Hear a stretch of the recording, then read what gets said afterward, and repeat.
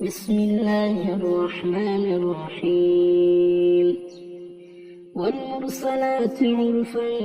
فالعاصفات عصفا والناشرات نشرا فالفارقات فرقا فالملقيات ذكرا عذرا أو نذرا إنما توعدون لواقع فإذا النجوم طمست وإذا السماء فرجت وإذا الجبال نسفت وإذا الرسل أقتت لأي يوم أجلت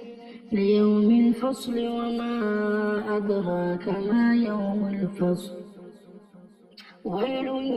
يومئذ للمكذبين ألم نهلك الأولين ثم نتبعهم الآخرين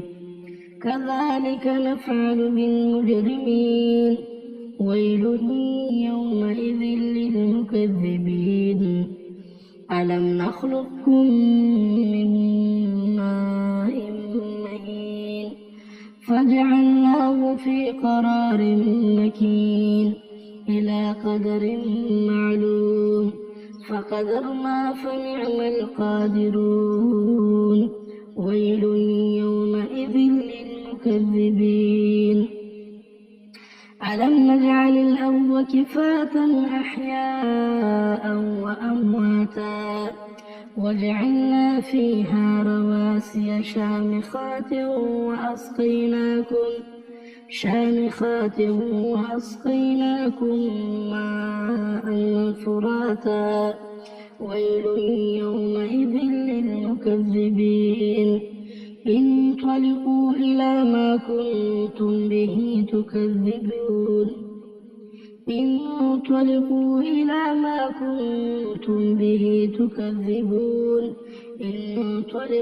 إلى ظل ذي 3 شعب لا ظليل ولا يغني من اللهب إنها ترمي بشرر كالقصر كأنه جمالة صفر ويل يومئذ للمكذبين هذا يوم لا ينطقون ولا يؤذن لهم فيعتذرون ويل يومئذ للمكذبين هذا يوم الفصل جمعناكم والأولين فإن كان لكم كيد فكيدون ويل يومئذ للمكذبين إن المتقين في ظلال وعيون وفواكه مما يشتهون كلوا واشربوا هنيئا بما كنتم تعملون